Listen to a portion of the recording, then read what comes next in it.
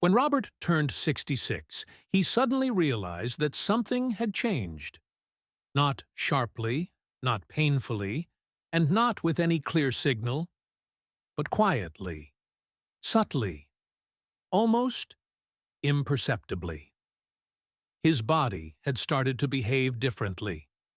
In the mornings, he no longer woke up with that inner sense of strength he had grown used to over the decades.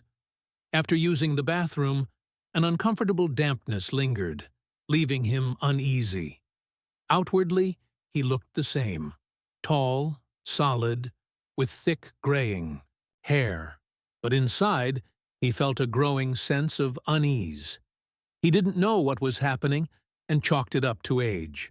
It probably happens to everyone, he thought, though doubt lingered. Over time, he began to feel his confidence shift. His body held less energy, and his mind harbored more questions. He started avoiding intimacy with his wife, even though, deep down, he missed it. But something was in the way.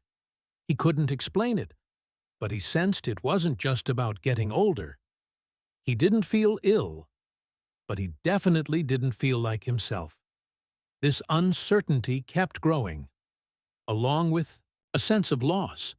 But loss of what, exactly? Even he couldn't quite say. It was then that he overheard a conversation between two men at the clinic. One of them, apparently a doctor, was saying that issues with potency and bladder control weren't always about hormones or disease. Often, it was just about muscles. Deep internal muscles no one talks about. Muscles that weaken over the years, especially if you sit a lot. And Robert sat nearly all day, in his armchair, in the car, on the park bench. He realized he hadn't felt anything in his pelvis for ages.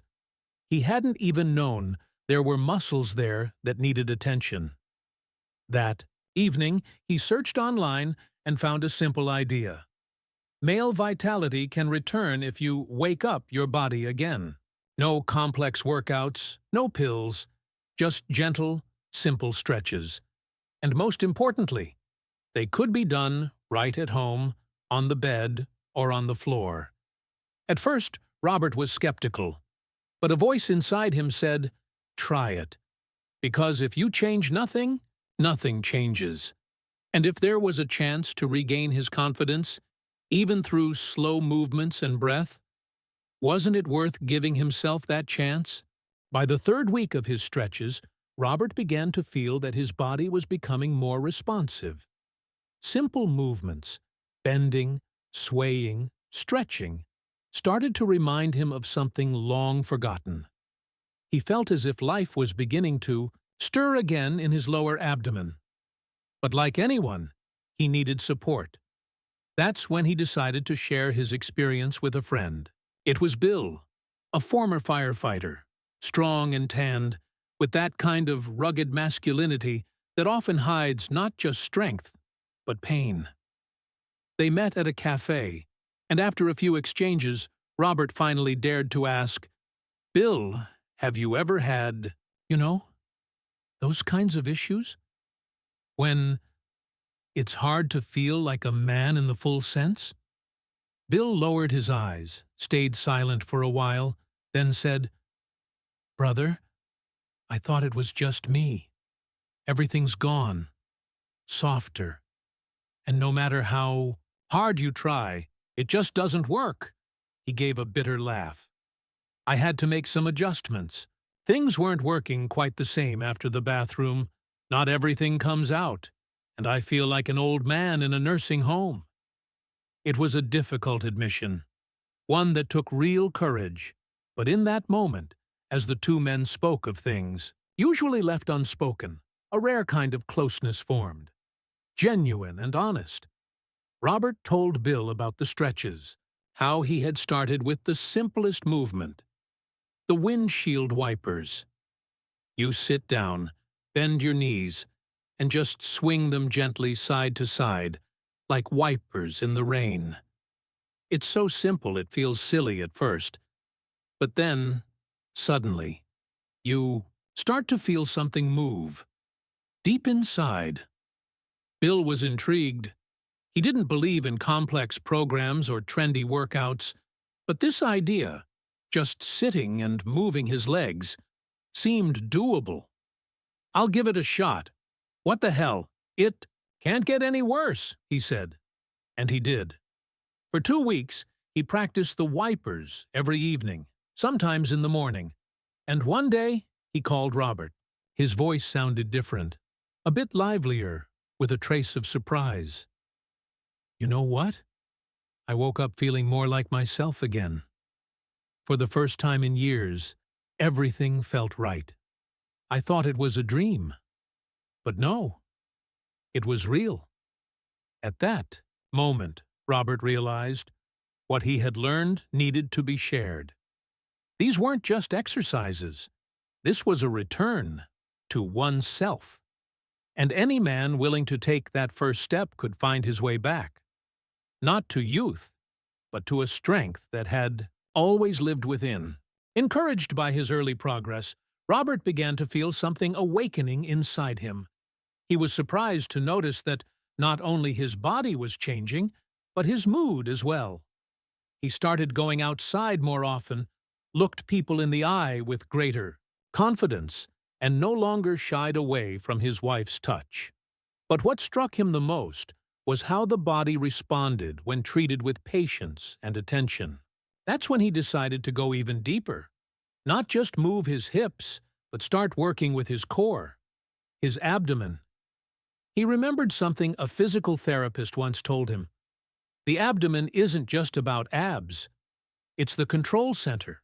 That's where strength begins, where essential connections between breathing, blood flow, and intimate function reside. And if he truly wanted to restore everything, he had to focus on this area too. He found instructions for an exercise called the Cobra. It seemed simple. Lie on your stomach and slowly lift your chest while keeping your pelvis on the floor. But the key wasn't how high you lifted. It was about awareness, about breathing, about feeling the front of the body stretch. From the pubic bone to the ribs, Robert approached it gently. He wasn't chasing the perfect form, just listening to his body. At first, he only felt a slight pull in his lower abdomen, but within a few days, something began to shift. A sensation of warmth appeared in his body, as if a deep knot he didn't even know existed was slowly loosening.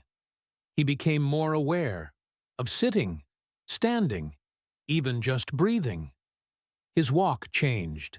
It became softer, more stable. He shared this discovery with Bill during a conversation. Bill was skeptical. "The abdomen? I've never even thought about stretching it." But he gave it a try. 2 weeks later, he called and said, "You were right. It's like someone took the lid off a boiler that had been steaming for years inside." Robert also noticed something else. After doing the Cobra, it became easier to control the urge to urinate. Morning wake-ups were no longer filled with anxious thoughts. Will I make it in time? He slept more peacefully, because his body wasn't failing him anymore. But perhaps the most important thing was the sense of connection. He once again felt like he was in control. Not in a show of brute strength, but in a subtle, deep-rooted confidence. His body, once forgotten and tense, seemed to reply, "Thank you for coming back to me." And ahead of him lay new steps. Because with every movement, more than just muscles awaken, access to the truest version of oneself begins to open. After a month of practice, Robert felt entirely different. He hadn't become younger or turned into an athlete, but something real had shifted inside him. His body seemed to be thawing. Where there was once stiffness, there was now flexibility.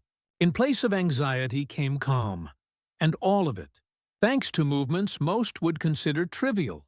But he knew. There is strength in simplicity. Now, he was ready for the next step, working with the deepest and most neglected areas. the ones men rarely talk about, but which define the quality of their lives. The next exercise he privately named stirring. At first glance, it was nothing special. Lie on your back, pull your knees to your chest, wrap your arms around them, and gently rotate, to the right, to the left, slowly, mindfully, without force. But there was something very natural in this circular motion, as if the body itself was remembering how to feel alive.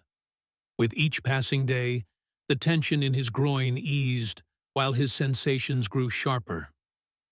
Robert gave special attention to the final exercise, the one that stirred the most conflicting feelings in him.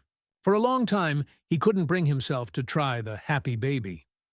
The name made him smile, but the pose itself filled him with hesitation. After all, for a man over 60, allowing that kind of vulnerability wasn't easy. But he reminded himself, there is no shame in the body, only habits and fear.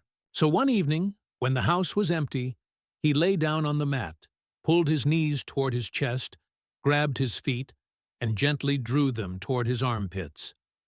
At first, it felt strange, even awkward.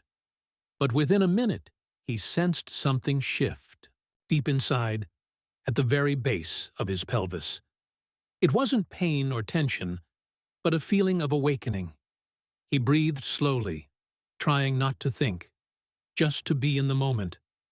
And at some point, he felt a warmth rising through his abdomen. He lay still, allowing himself to simply feel. Later, he told Bill, "For the first time in years, I felt like I was living inside my body. Not just existing, really feeling." And Bill understood, because he had been through the same. It wasn't magic, and it wasn't a miracle. It was a restored connection with oneself. Through breath, through movement, through the courage to pay attention to what is usually ignored. Robert knew there was still more ahead, but the most important thing had already happened. He had reclaimed his strength, not as brute force, but as a subtle, genuine sense of confidence, calm, and belonging to his own body.